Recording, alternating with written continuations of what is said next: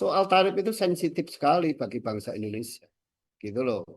Nah, kalau kereta cepat, otomatis tarifnya tinggi. Kalau tarifnya tinggi, siapa yang membayar? Lebih baik pemerintah itu konsentrasi membangun pelabuhan-pelabuhan, baik pelabuhan kecil maupun besar, agar eh, mobilitas antar kepulauan itu bisa dilakukan secara lancar dan bisa mendorong pertumbuhan ekonomi di luar Jawa, khususnya di daerah-daerah kepulauan.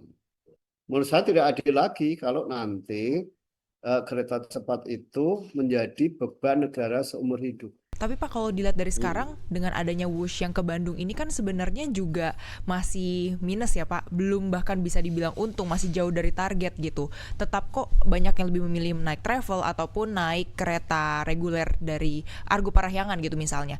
Berarti sebenarnya kalau nanti dibikin kereta cepat ke Bandung dan ke Surabaya dan Banyuwangi nggak terlalu berdampak ya Pak?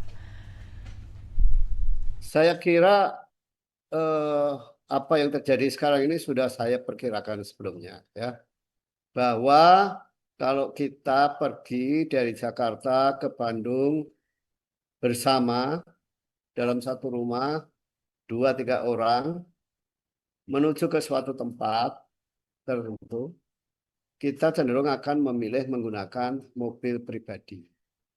Karena apa? Kosnya pasti jauh lebih murah, bisa point to point, gitu.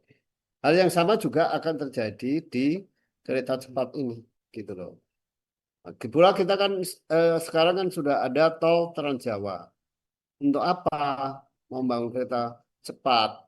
Nanti kalau bangun kereta cepat Jakarta, Bandung, Surabaya, atau bahkan sampai Banyuwangi, maka satu tadi kereta regulernya juga akan mati.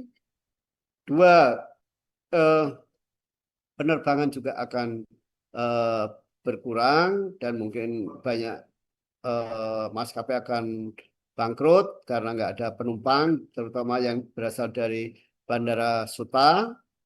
Yang ketiga, tol Trans Jawanya juga akan ke mengalami penyusutan traffic, sehingga investasi mereka mungkin baliknya akan lebih lama lagi, gitu. Dan ya fakta seperti yang di kereta cepat Jakarta Bandung ternyata tidak mampu memindahkan satu pengguna kendaraan pribadi, kedua pengguna travel, ketiga juga pengguna kereta reguler. Meskipun kereta reguler sudah dinaikin tarifnya, sudah dikurangi frekuensinya, tetapi tidak otomatis semuanya berpindah ke kereta cepat. Nah, ketika eh, apa semua ini sudah didesain untuk mendorong naik kereta cepat, tapi juga tidak semuanya mau pindah ke kereta cepat, sementara biaya operasional kereta cepat ini sangat tinggi, siapa yang harus tanggung? Menurut saya tidak adil lagi kalau nanti kereta cepat itu menjadi beban negara seumur hidup, gitu. Dan itu pasti akan terjadi.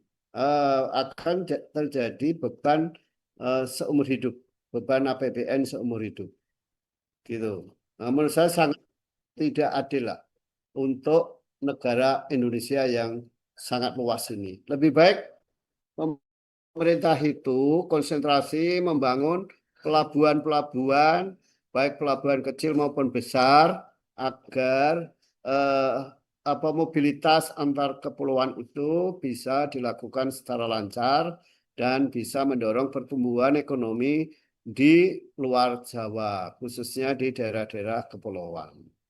Gitu. Oke, Tanpa ada pembangunan infrastruktur yang baik, terutama pelabuhan-pelabuhan, baik pelabuhan besar maupun kecil, maka luar Jawa, khususnya yang tinggal di daerah-daerah kepulauan ini, itu mereka akan mengalami pelambatan dalam hal pengembangan atau pembangunan ekonomi.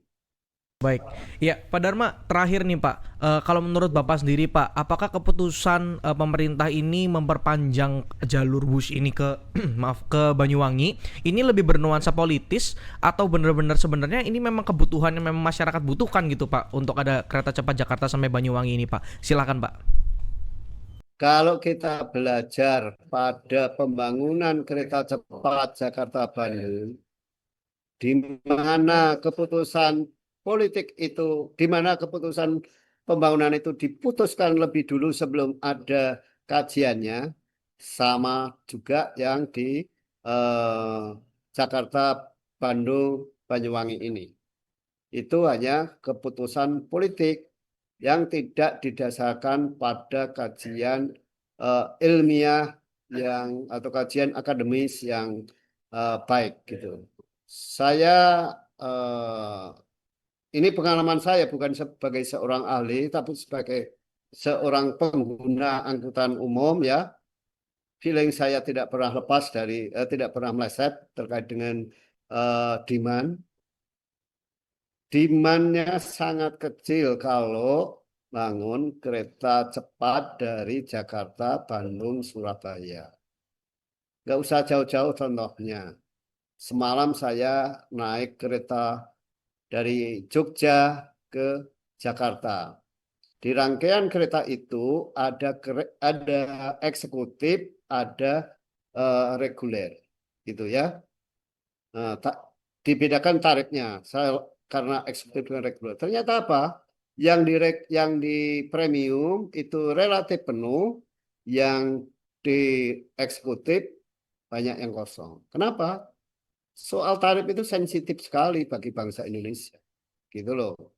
Apalagi kalau misalnya eh, mau apa pergerakannya itu cukup rutin, entah bulanan, entah mingguan, entah 2 mingguan, mereka akan sangat sensitif terhadap tarif gitu. Nah, kalau kereta cepat, otomatis tarifnya tinggi. Kalau tarifnya tinggi, siapa yang membayar? Itu kan kita udah punya pengalaman Jakarta Bandung gitu ya. Kalau weekend eh, itu harganya tinggi, tetapi ya penuhnya weekend saja gitu. Coba kalau kita naik pada saat weekday, penumpangnya kan mungkin paling 50% aja dari kapasitas yang tersedia gitu. Hal yang sama itu akan terjadi di kereta cepat Jakarta, Bandung, Surabaya, Banyuwangi gitu.